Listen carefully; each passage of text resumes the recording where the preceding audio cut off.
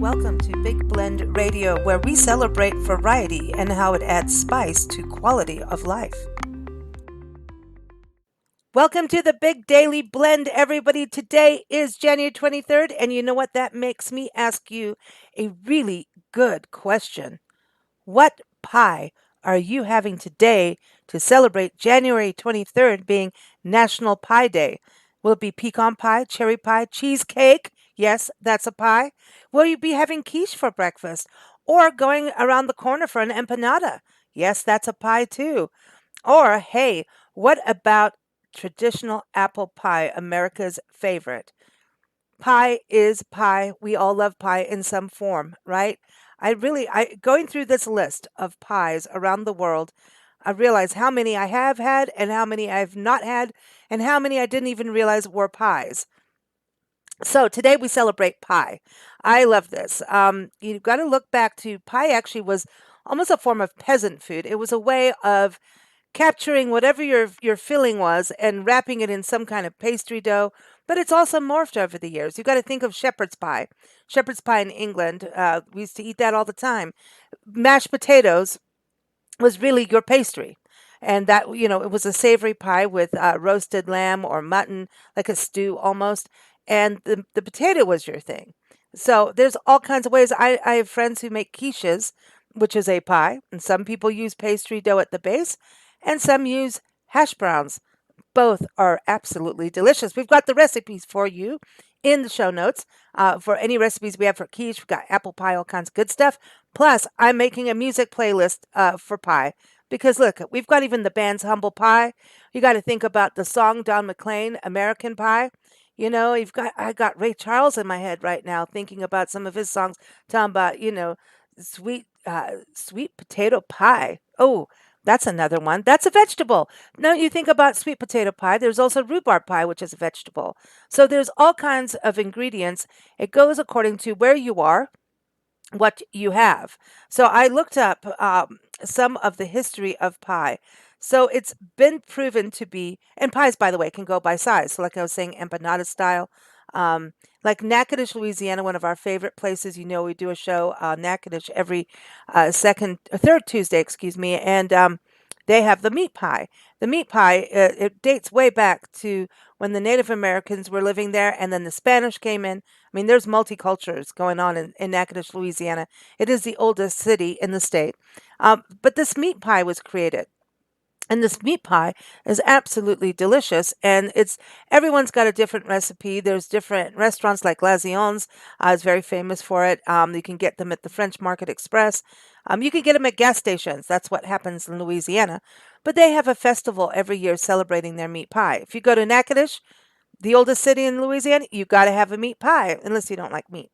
Um, but every September they have a festival.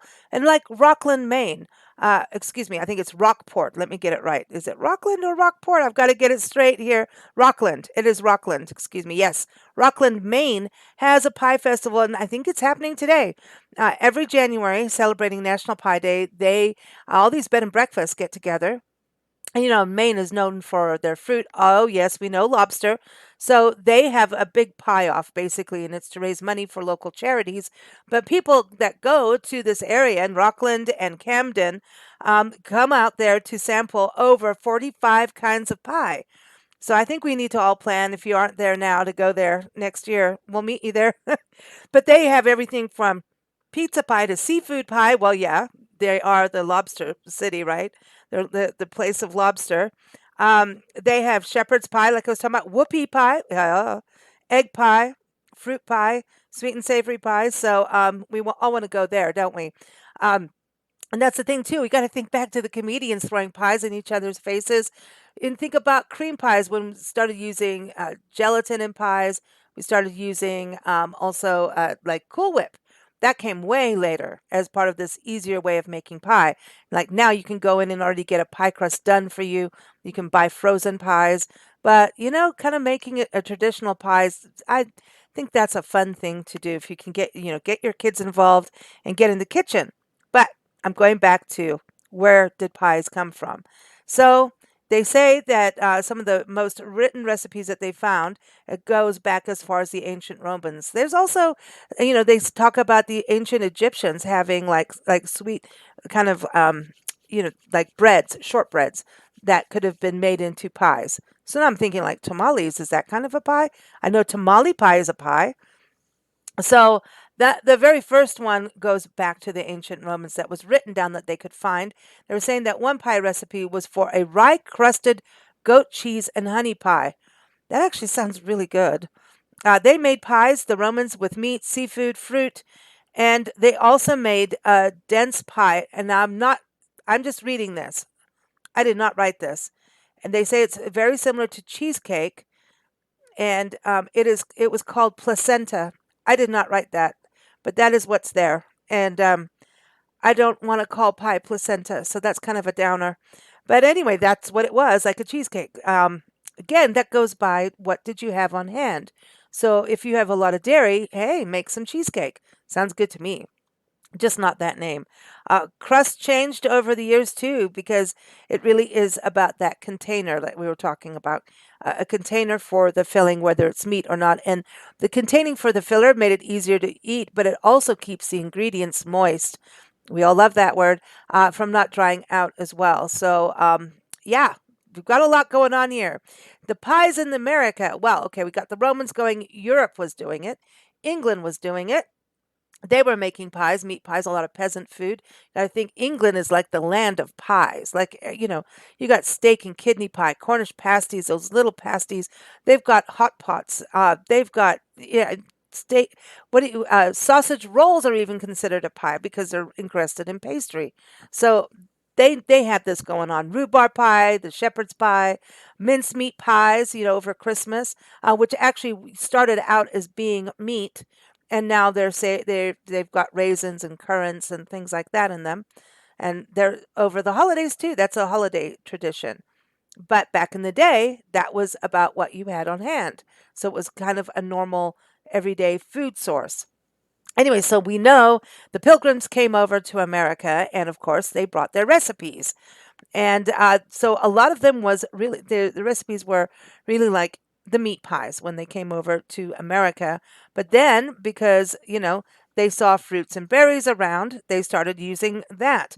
And also, they were from they also, a lot of pilgrims actually did make a stop off in Europe before they came here, and in Europe they were using fruits and berries too, so now they started to do that. So the settlers came, and they started using vegetables that are American. They started using game because that's what was around them. And the indigenous people, our ancestral people of the earth here in America, helped as well. So the other part about pies and why pies got really popular is breads took a long time to make.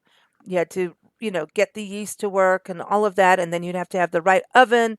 Bread was not that easy to make. But a pie, you just rolled out the flour and there's your crust. So that's another reason why. You've got to think what it was like to cook back then on those big old stoves or over a fire, those big cauldrons. So a pie was it, and the pies also used less flour, and that's a big deal. So you could really kind of go, okay, I don't have that much here, but we can do that. It was about what you had on hand. Again, just I'm repeating myself, but it's true. So the apple pie, how did that happen? Well, America has a lot of apple trees, and you can thank George Washington for some of that. Apple pie, because apples were easy to store over the winter. And so you could keep them in a cellar, you could dry them and make them into a pie. So that's really how that happened. Again, looking at what we had. And also, if you ran out of flour and you didn't have that, sometimes people would use crushed crackers and they would take whatever they could to make a base, including soft shelled river turtle meat, wah, sour green tomatoes. Yep, they would use that as a base, and even vinegar soaked potatoes. A whole new world there. Well, we're not doing that, right? So we had pie at the beginning. Those are the settlers. But then, of course, we had the immigration mode of all these Europeans coming into the country, and they all brought these different recipes that they have. You've got to look at the Pennsylvania Dutch. They brought in a little bit more spice and not as sweet in pies. The French came in and said, "Hey, we're going to do butter in our pies." Oh, we know they love the butter. And they started doing more of like a galette and the pâtés and also using fish. So fish pie is a big deal. The Swedish came in and said, "Hey, we're also going to be doing fish pie, and we also love berries. We're going to do berry pies." Apparently, the Finnish came in and said, "Hey, we're going to be doing more pastries or pasties, those little ones, little pasties like the Cornish pasty I was talking about, these little handheld ones, and we're going to do meat pies." Up in the north, pumpkin pie was a big deal, and that's because we had a lot of pumpkins up there. And then we started getting into more sugar kind of pies, and that had to do with what was going on with sugar in the Caribbean and rum and slavery. What was going on in the Caribbean with the British and the slaves out there. But at this point, then all of that allowed us to start getting sugar. And also in the northern states, we were getting maple syrup. So it was like, hey, put it in a pie. So, and it was the indigenous people who taught us how to make maple syrup, how to tap the trees and the maple trees and boil down the sap. And it's pretty interesting when you travel in the northern states and see that, yes, this is still going on. There are some neighborhoods we've been in Indiana when Nancy and I travel, right? And you go down a neighborhood street and you will see like little things tapped into the trees. They're just in a regular street. You walk the dog and we're tapping for our maple syrup, and that's pretty amazing to see because you always hear about it. Also, part of the Midwest, the Midwest is known for cheese, especially Wisconsin. They started doing kind of the cheese and cream pies because of all their dairy. And in the South, we got really good at doing sweet potato pies. Mm, I'm into that. I'm all into that. They're saying that, the most popular pies in America include apple pie, pumpkin pie, pecan pie, and let's not forget down in the Florida Keys, key lime pie, and then also sweet potato pie. We have recipes in the show notes, as I was saying, so check that out. A music playlist, just a few songs to celebrate some pie. But we hope you have a wonderful and delicious National Pie Day. And please, in the show notes, tell us what is your favorite pie and where you are in the world so we know, not just in America, but if there's a specific one that you enjoy, we want to know because there are so many pies around the world. I found this amazing list on Wikipedia that really reminded me of places we've lived all over. But things like in South Africa, where I was raised, there's a pie called the melk tart. And a melk tart is a milk tart, and it's milk. It's like a custard filling. But again, that we had a very big Dutch influence in South Africa. And so dairy was a big deal. We had like amazing Edam and Gouda cheeses over there. But milk tart will show you that, oh, yeah, we're using our milk. We're using what we have on hand. I'm going to put that link that I found of all these recipe or pies, types of pie around the world. This is an amazing list on Wikipedia. And some of it, I mean, I really had no idea. Like, there's lemon meringue pie. Let's not forget that. Lemon icebox pie. And they just show them from, these pies being from around the world. The meat pie is basically, they say, from everywhere. But then we also have, I was talking about milk tart in South Africa. They have milk pie in Indonesia. So you can see some things that are very connected. Ooh, the Mississippi mud pie. I want to try that. And I'd love to see that the Natchitoches meat pie is in here. We love that. But even samosas are, some say samosas are part of it. Peach pie. There's a peanut pie. Now, that's something in the States. Now, I want to try peanut pie. Pork pies, pot pies, pumpkin pie.